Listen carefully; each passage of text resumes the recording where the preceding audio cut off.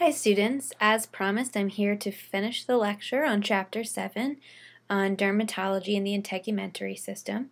So we finished up the first half of the chapter in class about the anatomy and physiology of the integumentary system. So now the second half of the chapter, of course, is all about diseases and conditions and medical procedures, etc., surrounding the integumentary system.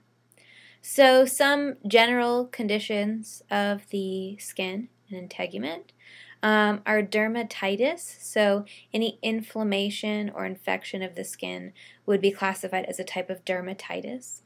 Another type of general condition is edema. Anytime you have swelling from fluid retention in the tissue, it's known as edema. And there's a certain type of edema that's known as pitting edema. So this is how you can characterize or differentiate between swelling from fluid retention versus swelling from, say, inflammation. Like if you sprain your ankle and it gets swollen, that's from tissue damage and inflammation, and the tissue is going to be very hard and red and hot, whereas with edema it's more from fluid retention. This is like sort of the classic in pregnant women. Luckily I don't have that symptom, but feet and hands tend to get very swollen, extra fluid being retained. So one sign of edema can be known as pitting edema. So if you stick your finger, poke your finger in the swollen area, and it leaves a little indentation that takes a minute to sort of recover, this is how you know it's edema as opposed to inflammatory swelling. Hemorrhage, we talked about hemorrhaging in the last chapter on blood. A hemorrhage is anytime you are bleeding excessively. In chapter 5 and 6, we sort of talked about it more in terms of if you are bleeding outside your body or bleeding internally, but within the integumentary system, you can hemorrhage within the dermis. You can actually have blood vessels that burst open and leak blood into the subcutaneous and dermal tissues. And this is what we typically consider bruising. Okay, so if you are snowboarding and you take a fall and you get a big bruise on your butt like this guy right here, we call that a bruise. Essentially it's just blood leaking out into the tissue from trauma. This type of bruise is called an ecchymosis, a large bruise. Typically the size of bruises that we associate with trauma, with bumping yourself, would be an ecchymosis, plural being ecchymoses. But then there's these other types of bruises, or I guess I should say the medical term for a bruise is a contusion. So if you have like a skateboarding accident, you walk away with abrasions and contusions, a lot of time you'll hear something like that, scrapes and bruises. But some other types of contusions, of bruises, are petechiae and purpura, which are very small, sort of pinpoint types of bruises, and that's more a sign of hemorrhaging underneath the skin due to some kind of underlying condition that affects the ability of blood to clot or something like that, and it causes the blood vessels to sort of leak out into the skin. So less caused by trauma, more caused by some other underlying condition that affects the blood. Whereas an ecchymosis is one that's caused, and most of the way that we think of contusions are caused by trauma. You can also get a hematoma.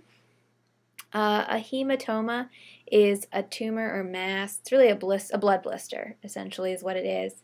I like this picture here of a subungual hematoma because nails are part of the integumentary system too, and we're going to talk about combining forms for nails, unguo being one of them. So a subungual hematoma is one that's under the nail. This type of hematoma is very common in runners and soccer players who are constantly having their toes and their toenails bang up against the front of the shoe. So trauma to the toe and the toenail causes this blood blister to form underneath, and then usually you lose the nail because of the swelling. Some different types of lesions that can be formed on the skin that affect different layers of the skin as well. There's a bunch of them. Several of these are ones that we associate with acne, with teenage pubescent acne. So cysts, which are filled with oil or sebum, papules, which are pimples that are not actually filled with anything, they're just solid bumps, and pustules, which are also commonly known as whiteheads. You also have different types of lesions that can form in terms of chickenpox or different infections that cause lesions or welts of some kind. So a vesicle is what you call the lesion that's formed by chickenpox and other herpes viruses. A macule is the medical term for a freckle. Or an age spot. It's just a darkly pigmented area of the epidermis. It doesn't affect the dermal layer. A fissure is a split or a crack in the epidermis and dermis. This usually happens when your skin is dry or chapped, so like in the winter time around your lips or around like on your hands. A lot of times this happens. So different types of skin lesions you can have. Some other general conditions. A neoplasm. I have a slide later about different types of neoplasms. A neoplasm is just a new growth. So neoplasm can be benign or it can be malignant, meaning it's cancerous. And we'll talk about, I have slides on each of those. Pruritus is a medical term for itching. Anytime you have various types of rashes or dermatitis might cause pruritus, itching. And xeroderma is the medical term for dry skin. Zero, the combining form zero, means dry. In fact, it's where the Xerox machine got its name from because it used this revolutionary dry ink that sticks to the paper via static or something like that, as opposed to wet ink like in an inkjet printer. So a Xerox machine uses dry ink, Xerox. There's a lot of conditions that cause a change in skin color. So albinism, it causes you to be very pale or white due to a lack of melanin production. Albino is a combining form that means white, just like leuco. So leuco and albino both mean white. Cyanosis, we've talked about, is a condition of bluing due to a lack of oxygen to a certain area. We talked about this when we talked about the respiratory system. Erythema is the medical term for redness. So if you have a bug bite or something and there's redness on your arm, then the doctor would note in their chart that there was erythema. Jaundice is a yellowing of the skin, which is actually a sign of liver disease. Necrosis is, and jondo means yellow, by the way. Erytho, like erythrocyte, is red. Necro actually means dead. So necrosis is a condition of dead tissue, usually due to lack of blood flow and lack of oxygen to that tissue over an extended period of time. So yes, necro means dead. Anyone what's the word? Necrophilia, someone who likes to have sex with dead people. A necrophiliac. Pallor is paleness of the skin. Again, can be due to lack of oxygen flow. So for example, if you hear some shocking news or you are not feeling well, a lot of times your face gets very pale due to a lack of blood flow to your head. Okay, and on the next slide I have some pictures. I have a picture of someone with frostbite on their hand. So you can see the tips of their finger here are very white because they were not getting oxygen. Blood circulation was not getting there. And pallor is sort of the stage before necrosis. So you lose blood flow to an area, it can become white, and then if that loss of blood flow is extended, then the tissue can actually die and become black, and that is a sign of necrosis. Vitiligo is an autoimmune disease where melanocytes get attacked. So you get patches of skin that are darkly pigmented and patches of skin that are very lightly pigmented. And there's some claims, I read somewhere that Michael Jackson once claimed to suffer from this condition, from vitiligo, and that's why his skin got increasingly paler over the years. So here's some other pictures. An albino. This is actually not a real albino. This is just a pretend actor albino from one of my favorite movies, The Princess Bride. And this is a picture of a baby that has perioral cyanosis, which is fairly common in newborns, that they have this bluing around the mouth from lack of oxygen flowing there as they're, getting their first breaths and their first bouts of oxygen. Some different types of skin injuries, traumas. An abrasion is a sliding injury, so if you fall and scrape your knee, or if you slide across the rug and get rug burn, all of those would be abrasions. Blisters are rubbing injuries. It's from repetitive rubbing and chafing, commonly caused by shoes that rub the back of your foot the wrong way. And it fills with fluid and then either bursts or heals. A callus is a rubbing injury that hardens, so it's usually like if you have a blister, if you're wearing some new shoes for the first day and they chafe the back of your foot or rub wrong, they'll give you a blister. But if you continue to wear that same pair of shoes and they continue to chafe every day, what will actually happen is the epidermis there will start to thicken as a protective mechanism, and you form a callus, a thick layer of skin that helps protect you from future rubbing injuries, but is actually caused by the rubbing injury. Oopsie. There's also burns. You can get burned, and that affects your skin. There's different levels or degrees of burns. First degree, second degree, and third degree burns. So a first degree burn is not terribly serious. It hurts, it turns red, there's erythema, and maybe a little bit of swelling, but that's about it. Second degree burn causes blistering. The second degree burn actually burns through the epidermis, and it affects the dermis a little bit, which is what causes the blistering. So if you burn yourself and you form a blister, it means you're in the second degree range. And a third degree burn is the most serious burn. It goes through the epidermis and the dermal layer, and then some into the subcutaneous layer sometimes. So increasing in severity there. Burns form a specific type of scabby scar tissue called an eschar. It's a type of scabby scar, a crusty scab. And it's necrotic, it's black in color, and it impedes the healing process of burns. So one of the jobs of a doctor treating a burn patient is to actually peel away that eschar layer as it forms, that necrotic tissue, and that process is called debridement or debridement. Technically it's a French term, but I don't speak French very well, so debridement is removal of an eschar from a burn wound.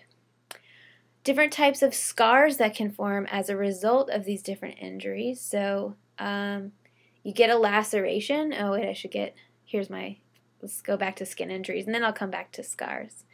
A laceration is a cut, like a deep cut, that usually requires stitching in order for it to heal properly. If you have a large fissure in your skin, you have a big gap for this new skin to form across, and it's harder for your body to heal that way, whereas if you can close that gap manually with sutures, then the new skin can form and you get less scar tissue. So suturing is the process of stitching the skin, particularly a laceration, back together. Excoriation is a more general term for any type of surface injury to the skin.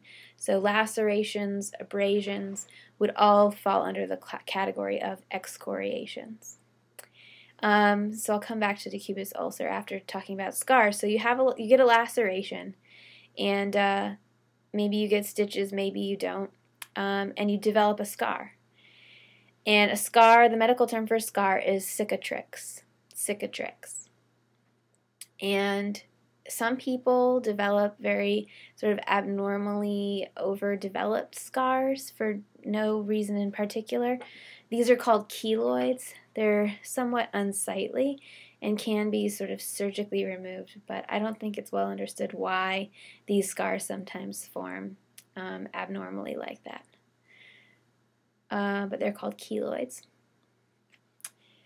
And so back to the slide about decubitus ulcers, which are bed sores. These are like blisters, kind of, but worse, they're more necrotic. So essentially, if you are on bed rest, for example, and you lay in a bed for a long time and you're not moving and you're putting a lot of pressure on your butt or your hips, that area is essentially getting suffocated. That area of skin and tissue gets kind of suffocated. No oxygen can't flow there, and blood can't flow there, so the tissue starts to become blood deprived and necrotic, and it starts forming this ulcer. So people who are on bed rest after surgery or injury are often instructed, or nurses are there to help them shift their position on a regular basis, so that they don't develop these bed sores, decubitus ulcers. Decubitus actually means laying down or in a reclined position. So a decubitus ulcer literally is a bed sore. There's also different types of skin infections. So human papillomavirus and herpes viruses are two viruses that very commonly infect the skin and cause different types of lesions. So both papillomaviruses and herpes viruses, there's a lot of different types of each of those viruses. It's not just one virus. So there's about 60 different strains of human papillomavirus, and they cause anything from skin warts to genital warts to cervical cancer, depending on which number of human papillomavirus you get. So each of those three are not related. So if you have a skin wart, you can't give someone cervical cancer or genital warts. And if you have genital warts and you touch them, they're not going to give you warts on your hands, okay, because they're different viruses that infect different types of skin. The skin in your genitalia being very different from the skin, say, on the palm of your hands. So anyway, if you do get a skin wart, most likely it is caused by a human papillomavirus. There are other viruses that can cause warts, but like 90% of them or something are caused by HPV, human papillomavirus. Herpes viruses, HSV1, HSV2, and herpes varicella zoster are the three types that we'll talk about. HSV1 is the one usually associated with cold sores around the mouth. HSV2 is usually the one associated with genital herpes, so another type of genital warts condition. Both can actually cause cold sores and genital herpes, but HSV1 is more associated with cold sores, HSV2 more associated with genital herpes. The other one is the varicella zoster virus. So varicella causes chickenpox and zoster causes shingles or something like that. I don't know if it's two separate viruses or why it has the two names. But anyway, they both, herpes varicella zoster is the cause of chickenpox and shingles. Chickenpox usually you catch as a child, though now there's a vaccine for it. And shingles develops later in life. So essentially what herpes viruses are special because they have this ability to never leave your body. So once you get infected, you may have chickenpox and you may have had it for a couple of weeks and you had all these lesions and then they went away and you thought you were, yay, you're cured of chickenpox, okay? You're really not. That herpes virus actually stays in your body forever. It lays dormant in your nerve cells. And when your immune system is depressed or goes down for various reasons, old age is a very common one, stress can be another one, some kind of immune disease, like immunocompromising disease like AIDS, then those viruses will then reappear. So that's what shingles is. It's essentially a reappearance of your chickenpox virus, and it appears along the dermatomes, along whichever dermatome it happens to be laying in wait in a nerve of. So here this is a picture, cartoon picture of someone who has shingles, and you can see it's in this sort of patch, a stripe, that falls along a single dermatome. So that's a very common pattern with shingles. Not always on the back here. It can be on any part of the body, but it usually is in a patch, a distinguished patch. So some other types of things that can happen with skin infections. So a wart, I'll give it away, I don't have this slide animated here, but the medical term for a wart is technically verruca. And this, hopefully you all know who this character is, but if you don't, this is Veruca Salt from Roald Dahl's Willy Wonka and the Chocolate Factory, or Charlie and the Chocolate Factory. And she's a character who is very bratty and wart-like. So that's my mnemonic for Veruca being a wart. Veruca Salt was a wart of a little girl. Some infections can cause an abscess to form, so essentially it's a pus-containing pocket. And sometimes we call these abscesses a furuncle, or a boil would be another name for an abscess. If you have several furuncles or boils that are sort of close together and connected in like a channel of pus, it's called a carbuncle. I know, really appetizing stuff here. And if you, well, I'll spare you that. That's a type of bacterial, so these pus-containing sort of carbuncles and furuncles are called bacterial infections. Verrucas, warts, are usually caused by viral infections. There's also fungal infections that you can have of the skin and nail. We'll talk about fungal infections of the nail in a minute, but of the skin, it's a type of fungus called tinea. There's different strains, again, of tinea. Each one causes a different type of infection. So there's a tinea that causes ringworm, one that causes athlete's foot, one that causes jock itch. Most of these are itchy, or there's a little bit of redness and pain involved in them, and they're treated with antifungals. Some types of skin infestations by parasitic insects, really. Lice, the medical term for lice is pediculosis, a condition of lice. One louse, multiple lice. So this is a picture of some lice here. I don't know how many of you have had experiences with lice, either personally or in your family. My two stepsons had it pretty bad about a year ago, last spring, or 2 springs ago.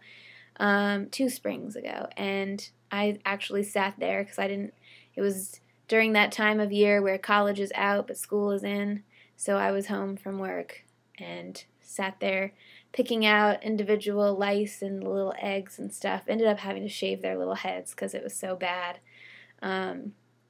But yeah, they're pretty harmless, lice are. They're just irritating and a pain in the ass to get rid of. But pediculosis is the medical term for that. Scabies is the medical term for infection with mites. So these are like teeny tiny little spiders that burrow under your skin and actually eat your epidermis, eat dead skin cells and stuff, and cause dermatitis, inflammation, and itching. Speaking of dermatitis, you can have allergic reactions in the skin. Most allergic reactions in the skin cause either contact dermatitis, so redness and inflammation of the skin. So this is somebody's armpit after they used some deodorant that didn't agree with them. And the other form of allergic eruption is urticaria, or the medical term for hives. Urticaria. So here's my slide all about neoplasms. I have a couple of them. So neoplasm is any type of new growth, any type of growth on the skin, and there's a lot of different types of growth on the skin. The skin is exposed to the world, is exposed to a lot of things, a lot of damaging components that can cause it to form these new growths. So anyway, the first is an actinic keratosis. Actinic means pertaining to the sun, so it's caused by sun damage. And a keratosis, keratoses for plural, is like a hardened area of skin. So it's named after the keratin protein. That's that hard protein in your cells and in your hair and your nails. So if you have a raised, rough area of skin, it's often referred to as an actinic keratosis. It's totally benign. It's maybe unsightly, so people might choose to have a dermatologist remove it, but otherwise it's not harmful. It's not cancerous. Freckles are discolored areas of skin. They're macules. The technical term for them are macules. They are from sun exposure, so specific little areas of skin where there's excess melanin production in response to sunlight and also to protect you from sunlight. Senile lentigo are the medical term for age spots, or also called liver spots. Senile as you get older. Hemangioma was one of your spelling words. This is a picture of a congenital hemangioma. A lot of times they resolve themselves and they heal as the baby gets older, so it can go away. It's just literally what it says it is. It's a mass of blood vessels, hemangioma. There's also, I just learned this at my dermatologist the other day, if anyone out there if you have any little red spots on your skin, it looks like a red freckle. It's a really small little red freckle. It's called a cherry hemangioma. They're actually very tiny little hemangiomas, swollen blood vessels, essentially. And nevus is the medical term for a birthmark, a discolored area of skin, permanently discolored area of skin. Some more benign neoplasms, papillomas, are skin tags. These are areas of skin where both the dermis and the epidermis have sort of overdeveloped and form like a little, almost like a mole, but it's usually like more like a flap than like a raised bump. It's more like a little flap of tissue. Lipoma is a mass or tumor of fat. Here's an example of a lipoma. Sometimes you can see them. Sometimes you can't. Usually you can feel them, though, if you can't see them. And they are harmless, though sometimes they can grow in an area where maybe they're pressing on a nerve, or they're unsightly, so people may choose to have them surgically removed for cosmetic or comfort reasons, but it's not threatening in any other way. Xanthoma is a yellow mass that forms usually on the joints of the hands. It's also a buildup of fat, and it's associated with, I can't remember right now, and I don't have my textbook. Yes, I do. I'll be right back.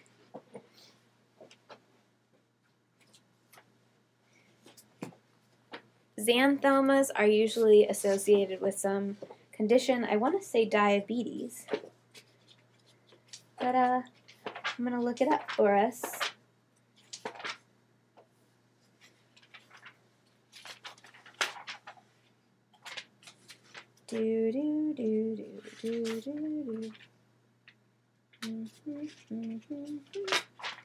Xanthoma. It's seen in patients who have a high level of lipids in their blood or have diabetes mellitus. Okay, so yes, lipoma, not the same scenario. Lipomas are just kind of random, but xanthomas tend to be in people who have a lot of excess fat floating around in their blood, and they tend to form around the joints, particularly in the fingers. Xantho, meaning yellow, because fat is yellow. And this is just my reminder to keep your combining forms straight. Xero is dry, xantho is yellow. Okay, don't get them confused. Some different conditions of the fingers and toes. Syndactyly versus polydactyly. Excess, so syndactyly is when your fingers or toes are fused together, when you have one or more fingers or toes fused together. During, what's the word I'm looking for? Fetal development, your hands and feet are actually webbed. There's webbing between your fingers, and that webbing actually gets cut and digested during the development process, but sometimes things go wrong, it doesn't get cut properly, and you end up with toes that are fused together. Polydactyly is the opposite, is when you are born with an extra appendage, finger or toe. And again, I'm referencing my favorite movie, one of my favorite movies, The Princess Bride. It's a classic if you haven't seen it. And there's a character, the villainous character in the movie is the six-fingered man. That's his name. I don't even think he has a name. I think he has a name, but I can't remember what it is. He's always referred to as the six-fingered man. And he has 6 fingers on his right hand. 1, 2, 3, 4, 5, 6. You can see his glove, a zoom in of his glove there, okay?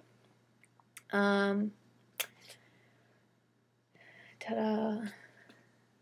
Those are all different types of neoplastic, benign neoplastic growth. Some cancerous or malignant neoplasms are different types of cancers. So there's different types of skin cancers that are classified based on which type of skin cell that cancer originated in. So you have basal cell carcinoma, which is a type of cancer that originates from the basal cells in the basement membrane of the epidermis. You can have malignant melanoma, which originates in the melanocytes in the basement membrane of the epidermis, and squamous cell carcinoma, which begins in the squamous cells of the superficial layer of the epidermis. Had to check that one. So it is the second most common type of skin cancer, but it grows slowly, apparently. So the melanoma is the most dangerous one. Kaposi's sarcoma is a type of cancer that usually only develops in immunocompromised patients, namely those who have AIDS. It's likely a type of neoplasm that the body's immune system catches normally and stops in its tracks, so it doesn't usually develop in someone who has a strong immune system. But when your immune system is down, remember, your immune system is there to help fight off pathogens like bacteria and viruses and parasites, but it also helps to kill cancer cells that develop. So immunocompromised people are more prone to infections, opportunistic infections, but also more prone to certain types of cancer, like Kaposi's sarcoma. Actually, Kaposi's sarcoma is actually caused by a virus that is and of course, AIDS patients are more susceptible to those viral infections. Let's make this shut up. There we go. Autoimmune diseases with skin symptoms include psoriasis, scleroderma, and systemic lupus erythematosus. All spelling words of yours, so they should be familiar. Psoriasis causes sort of an itchy, scaly rash on your skin and patches around the skin, but it's caused by an autoimmune response. It's inflammatory in nature. Scleroderma is similar, causes a hardening of the skin, so it's flaky and dry and hard. Systemic lupus erythematosus it's a systemic condition. It's throughout the body, doesn't just affect the skin. It does affect collagen in your body. So collagen is a protein that's important in connective tissue, all types of connective tissue, including it's also found in the dermis of your skin, but it's mainly important in connective tissue and in the bones and joints. So joint pain and fatigue are the most common symptoms of lupus, but it does have an effect on the integumentary system, so I guess that's why they include it in this chapter. So those are all the conditions of the skin layers, but don't forget the integumentary system. Well, I guess I'm not done yet. I guess those really kind of more affect the skin cells, the dermis and the epidermis. But within the dermis, we have sebaceous glands, sweat glands, hair, and nails. So now we're getting to the conditions of those parts of the integumentary system, okay? So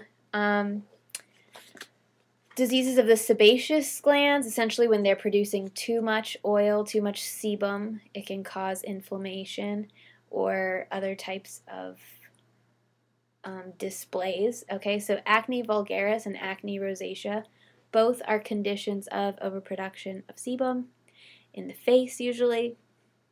And during puberty, this results in pimples and other types of lesions. And in middle age, older adulthood, this excess production of sebum can cause this sort of reddening rosiness to the cheeks. Okay, sort of you can see the blood vessels. Seborrhea literally means like excess flow or discharge of sebum, seborrhea. So another type of seborrheic dermatitis, and technically acne vulgaris and acne rosacea would be, I would call them seborrheic dermatitis because it's overproduction of sebum that causes some kind of inflammation. But I guess maybe these aren't really considered types of inflammation. They're lesions and I don't know what you would call that exactly. Anyway, seborrheic dermatitis is the medical term for, or another medical term for eczema. Eczema appears as like dry, patchy, itchy spots of skin. And they appear dry and they feel dry, so it seems counterintuitive that they're actually from an excess of sebum production. But anywho, that is what causes it actually, is excess sebum production. Some conditions of the sweat glands, anhidrosis and diaphoresis. Anhidrosis is a condition without sweat, literally what it means. Osis, condition without, and hydro, meaning sweat. So there's 3 different combining forms for sweat: hydro, diaphoro, and sudorifero, like the sudoriferous glands. So this can actually be a very serious condition. It's a congenital condition. You're born without sweat glands or with a reduced number of sweat glands. And if you can't sweat, you have a really hard time regulating your body temperature, particularly when your body gets hot, you have a really hard time cooling down. Sweat is extremely important in the process of cooling our body when we're overheated. So it can be very dangerous for people with anhidrosis to overheat. And I had a student one semester who said her friend had a child with this condition, and whenever the child went out to play, or if they went outside at all in the summer, they had to bring a little spray bottle, and she had to spray herself with water. She had to manually sweat because she didn't produce sweat, so she actually would have to wet herself so that she could get that evaporative cooling going on, because that's what all that sweat does, is it cools you by evaporating. So if you wet yourself, it's the same thing as sweating in a way. So anyway, that was an issue, and the girl was limited in her ability to play sports because she couldn't overheat, so she couldn't do anything like really intense kind of sports. Diaphoresis is the opposite condition. It's profuse sweating. So this can be secondary to some other condition like heart disease or something can cause diaphoresis, profuse sweating. I guess there are conditions too where people are born with excess sweat glands. I think I read an article one time in like 17 magazine where this girl, had extra sweat glands and she was extra sweaty. Like she would say like her palms would start sweating and she couldn't like hold a pen in class to take notes because her palms were so sweaty that she'd be dripping on her paper and stuff. So so I guess that's some form of congenital diaphoresis as opposed to secondary diaphoresis from some other condition. Some diseases affecting the hair. Alopecia is the medical term for baldness or hair loss. Atrichia also is a word that means without. It's a word that means condition without hair. Atrichia is when you are born without hair, if you have 0 hair at all, whereas alopecia is hair loss over time. So they're different. But I've known a couple people in my life who had congenital atrichia. They have no hair. I mean, they're bald on top, but they also have no eyebrows, no eyelashes, no anything, no nothing. And otherwise, I don't think they had any other health problems, just lack of hair. So I think males tend to do better with that. It's more, at least the male that I knew was adult male, and it was almost hard to tell because he just looked like, he chose to go bald. It looked like he buzzed his head. But then if you looked at him a little bit closer, you realize, oh, he doesn't have any eyebrows. But females tend to cover, wear wigs or draw on their eyebrows or something like that. Folliculitis is inflammation of the hair follicles. This is essentially what happens when you shave with a dull razor and you get razor burn. That's folliculitis, ingrown hairs and inflammation of the hair follicles. Hirsutism is excessive hairiness. It differs, I think, from hypertrichosis in that I think hirsutism is hormone-based, so excess production of androgens, male hormones like testosterone, increase your hairiness, whereas hypertrichosis is something having to do with actually the follicles producing too much independent of hormone production. A pilonidal cyst or pilonidal sinus, it literally means pertaining to pilonidal, pertaining to a hair sinus nest, pertaining to a hair nest. So that's kind of what it is if anyone's ever had one or know someone who's had one. It's essentially a massive group of ingrown hairs, a bunch of hairs that get sort of ingrown and cause a cyst or an abscess that fills with pus and hair and has to be lanced and drained by a doctor. They tend to form actually at the top of your butt crack, like right. That's where they happen to like to form. I guess where you have a lot of hairs that are growing in at the same time. Schizotrichia, I think it's funny that this is an actual medical word. Like this would have been my word of the day if it wasn't in the book. But it literally means a condition of split hairs. It's what the medical term for split ends, when your hairs have split ends. So after, if it's been a while since you got a haircut, if you do a lot of damaging stuff to your hair, you blow dry it, you color it, and you look at the ends of your hair really closely, you'll see that they're split. They are sort of forked at the end. And the medical term for that is schizotrichia. Conditions of the nails. Onychomycosis is fungal infection of the nails. Onycho is a combining form for nail, just like unguo.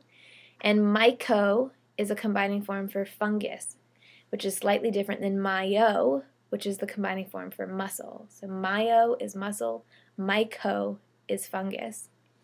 Paronychia is inflammation or infection. Well, it's a condition of the cuticle, but it's usually an infection of the cuticle. So the cuticle, remember, is right here at the base of the nail, the proximal end of the nail. So it's beside the nail. Para, the combining form para, means beside. So a condition beside the nail is infection of the cuticle, which is why dermatologists will tell you not to remove your cuticle when you get a manicure. Don't let them do that, because the cuticle, those dead cells, are there to protect, actually to protect your nail and to protect you from getting infected. Some laboratory and medical procedures and some abbreviations you should know. Culture and sensitivity. I didn't put this, we actually would have seen this in the book if I had chose to highlight it then, probably back in the respiratory system. But it's used for a number of different body systems in diagnosing bacterial infections. So a culture and sensitivity, a CNS, is just taking a swab of something and growing it on a dish and then seeing what drugs it's resistant to or sensitive to. So when you have strep throat, for example, they do a swab, and I don't know if they actually test it for drug sensitivity, but it can happen the same way if you get some kind of bacterial infection in your skin. They can do a culture and sensitivity.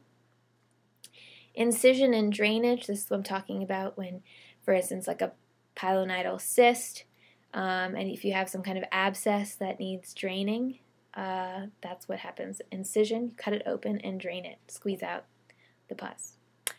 And a biopsy, we've talked about this before, is anytime you take a sample of live living tissue and look at it under a microscope in order to look usually for neoplastic growths, to look for abnormal cells that indicate cancer. And the chart notation for a biopsy is BX. Just like for prescription, it's RX. For a biopsy, it's BX. Some different types of surgical procedures that you see in dermatology. Cryosurgery is a common one. Using cold, cryo means cold, to remove, basically using liquid nitrogen to freeze skin, to give someone sort of very, what's the word I'm looking for? Targeted frostbite, essentially. So they have a mole or a growth or a skin tag or something that you want to remove. You use liquid nitrogen to give them frostbite on that area to literally cold kill the skin, and then it dies and falls off. Curettage is another way to remove benign growths of the skin, essentially just taking a razor called a curette and slicing it off in a sterile fashion. Debridement or debridement, we talked about for burn wounds, when that necrotic eschar, that special type of tissue, necrotic tissue, forms over a burn wound and it impedes the healing of it, the doctor has to peel away that eschar, and that's called debridement. Dermatoplasty is any reshaping of the skin. So a good example of a type of dermatoplasty is a rhytidectomy. Rhytido is a combining form that means wrinkle. So rhytidectomy is the removal, surgical removal of wrinkles. And we don't just cut them out. The way you do it is you sort of stretch, you cut out an area of skin and then you stretch everything back. So it removes the wrinkles, but we more commonly refer to it as a facelift because you are literally lifting the skin. Liposuction is suctioning out lipid or fat. So it's removal of excess fat tissue, adipose tissue. And if anyone's ever seen like a medical show where they show, maybe Google it, YouTube, you're already on YouTube right now, look up liposuction and find a video if you care to. It's really violent. I was surprised the first time I saw one on like a documentary. It's like they got like a hose and they like shove it in there and suck out all the fat. Like the person on the table looks like a doll and they're just like shoving this hose in there. So it's not pretty, but it is a way to remove excess adipose tissue. It's not really a good permanent solution for obesity or overweight, though, because you can always gain more fat. So the fat cells that you have left can still store more fat. So diet and lifestyle changes are necessary to really maintain the results of a liposuction. Skin grafting can occur under a number of situations where you have some kind of ulcer that forms and you lose skin in a large area and it's too large of an area for it to really heal properly. So you have to take some skin from another area and graft it on top in order to give that area an ability to heal. So you can have an autograft. I don't know why this is all off shifted here. An autograft is a skin graft where you take skin from one area of your body and graft it onto another area. So the skin graft actually comes from you.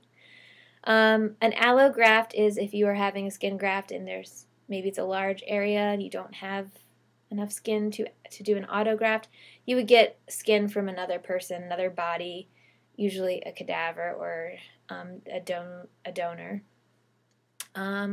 A xenograft is a graft from a foreign animal, actually, a foreign species. So xeno means stranger. So not from a stranger person, but from a stranger animal. And synthetic skin grafts are really the new rage, with biotechnology trying to develop an ability to take a person's skin and grow it in a dish so they can then use it for a skin graft. So it's a way of autografting a lot of times, being able to synthetically grow skin and then graft it for transplant. So in my future lectures, I don't do the classroom response questions, but I'm feeling generous today, and I did in my other class get to go through these for Chapter 7. So I will go through them briefly here in this video for you. Which type of burn does not cause blisters? The answer is a first-degree burn. First-degree burns do not cause blisters. Any inflammation of the skin is known as a lesion, edema, an infection, or dermatitis. Yes, the answer is dermatitis, inflammation or infection of the skin. A sliding injury that pulls off the epidermis is known as a abrasion, callus, hemorrhage, or abscess. Yes, the answer is abrasion. Correct. Larger blisters that occur after a burn are called wheals, lacerations, bully, or ulcers. I didn't talk about this, but bully is the correct answer. It's in bold in your text, but I won't ask about it on the test. In the phrase decubitus ulcer, decubitus means tumor, deep sore, skin layer, or lying down. It means lying down. Decubitus ulcer is a bed sore. Decubitus means lying down or reclined. Large abscesses with connecting channels under the skin form a carbuncle, ulcer, laceration, or lipoma. Carbuncle. Carbuncle is the correct answer. A congenital growth composed of dilated blood vessels is known as a hemorrhage, hematoma, hemangioma, or malignant melanoma. Hemangioma is correct. It literally means a tumor or mass of blood vessels. The plural form of nevus is nevuses, nevi, nevus, or nevi. Nevi, cactus, cacti, nevus, nevi. So don't forget those rules from chapters 1 and 2. Chapters 1 and 2 are chapters, that material is stuff I pretty much expect you to know and retain for the whole course because it's all applicable.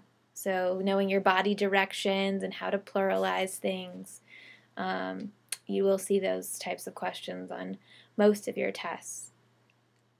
Excessive sweating due to a serious medical disease such as myocardial infarction is known as lipoma, diaphoresis, psoriasis, or cellulitis. Diaphoresis is the correct answer. A lipoma is a tumor composed of fat, keratin, blood vessels, or dermis. Yes, fat. Lipo meaning fat. Male pattern baldness is a type of acne rosacea, dermatitis, lesion, or alopecia. Alopecia is correct. Means loss of hair. So male pattern baldness is a type of alopecia. Alopecia is the opposite of jaundice, an ulcer, hirsutism, or anesthesia. Hirsutism, alopecia, loss of hair is the opposite of hirsutism, hairiness, excessive hairiness. Which of these combining forms means dead? Cutaneo, necro, sebo, or unguo? Necro is correct. Necro like necrosis, necrotic tissue. Infestation with lice is known as pediculosis, eschar, pruritus, or cyanosis. Pediculosis is correct. The loss of skin pigment in large patches is known as cyanosis, ecchymosis, vitiligo, or albinism. Vitiligo is the loss of skin pigment. Albinism is not being able to produce any pigment in the first place. Cryosurgery uses what to remove skin lesions? Cold, heat, chemicals, or all of the above? Cold. Cryo is a combining form that means cold. A dermatome is A, used to make a cut to form a skin graft, B, a skin area that sends sensory information to the spinal cord, C, a surgical instrument, or D, all of the above. Pretty sure I talked about this. All of the above. It is a skin area. We talked about the dermatomes being skin areas that send sensory information to the spinal cord, but I also mentioned that the suffix tome can mean an instrument that's used to cut. So in this case, a dermatome would be an instrument used to cut skin. So it has two separate meanings. The definition of guarding or protecting refers to the word part phylacto, sensitivo, cutaneo, or lipo. Phylacto, as in prophylactics. Which two combining forms mean nail? Unguo and onycho, lipo and adipo, pylo and tricho, or dermo and diaphoro? That's correct. Unguo and onycho both mean nail. All of these combining forms mean skin except cutaneo, dermato, adipo, and integumento. Adipo, which means fat. That's correct. And last one, the combining form unguo means skin, oil gland, dermis, or nail. And yes, I just gave you that a minute ago. The combining form unguo means nail. So your next step is to watch the Chapter 10 lecture, because the next test is going to be on Chapter 7 and Chapter 10. So pace yourself and get your MTI homework done, and of course contact me if you have any questions. And have a nice day. Bye.